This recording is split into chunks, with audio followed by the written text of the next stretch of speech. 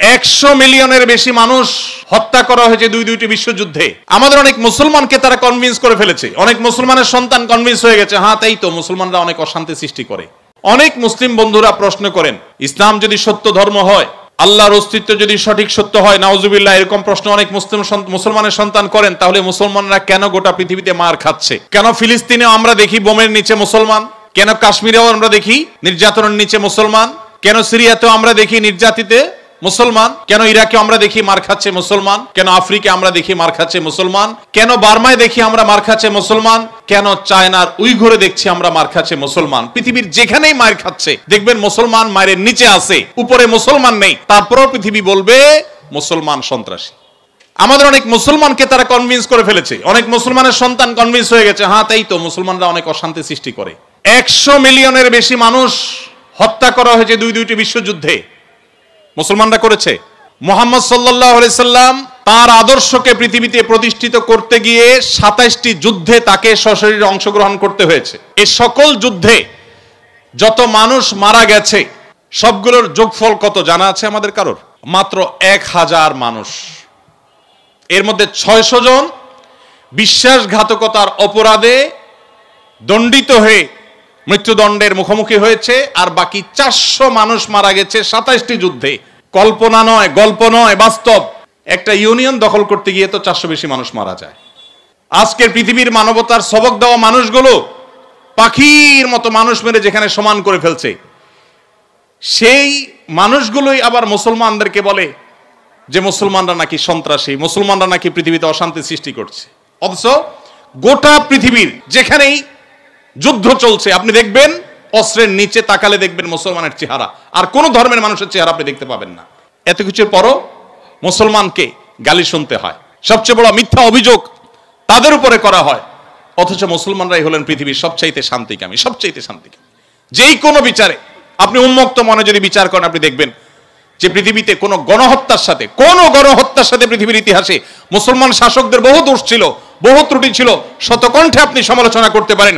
আজকের বিশ্বের মহলরা যেভাবে গণহত্যা করছে, পাখির মতো নির্বিচারে মানুষ মারছে ফিলিস্তিনের মাটিতে, সেই মানুষগুলাই যখন কোনো ভিডিও ফুটেজে দেখেন ফেসবুকে, ইউটিউবে, তারা হেলিকপ্টার নিয়ে তাদের সেনাবাহিনী গিয়ে একটা গর্তে, কোনো একটা ড্রেনে কোনো কুকুর ছানা পড়ে গেছে, একটা বিড়ালের ছানা পড়ে গেছে, সেটা উদ্ধার করার জন্য তারা লেগে গেছে, আপনি তখন বলছেন ওয়াও কত মানবিক তারা।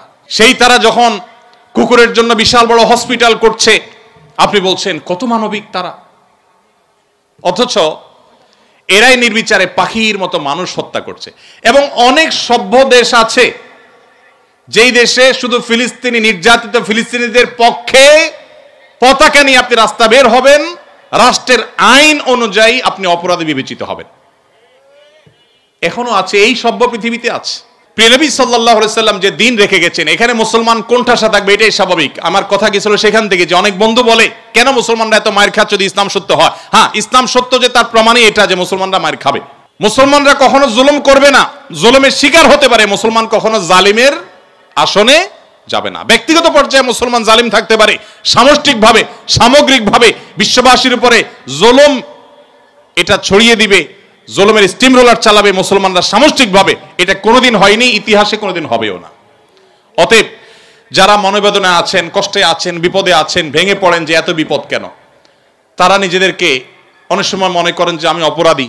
না, এটা বরং সান্ত্বনার ব্যাপার।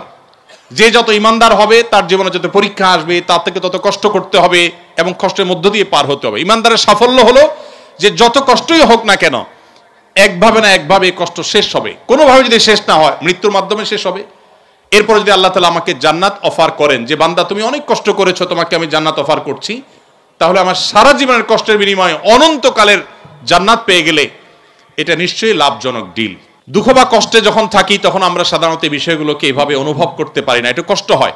যখনই আমি দুঃখে পতিত হব, আমাদের নবীজির কথা স্মরণ করব যে তার চাইতে দুঃখে কেউ ছিল না, সবচেয়ে কষ্টে ছিলেন, কিন্তু তার চাইতে সাকসেসও পৃথিবীতে কেউ ছিল না। কি অর্থে সফল? ওই যে তার মিশনকে তিনি সবচেয়ে ভালোভাবে বাস্তবায়ন করেছেন। প্রথম এবং দ্বিতীয় বিশ্বযুদ্ধের মধ্যে 100 মিলিয়ন মানুষ হত্যা করতে হয়নি। তার আদর্শকে তিনি পৃথিবীতে অত্যন্ত চমৎকারভাবে প্রতিষ্ঠা করে গেছেন, সবচেয়ে শান্তিপূর্ণভাবে, সবচেয়ে কম মানুষের জীবনের মূল্যের বিনিময়ে।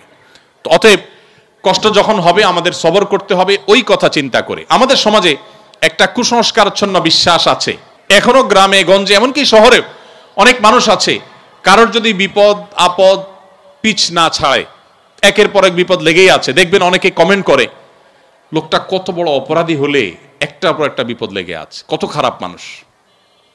অথচ একটার পর একটা বিপদ লেগে থাকা এটা মানুষের খারাপ হওয়ার কোনো প্রমাণ নয়।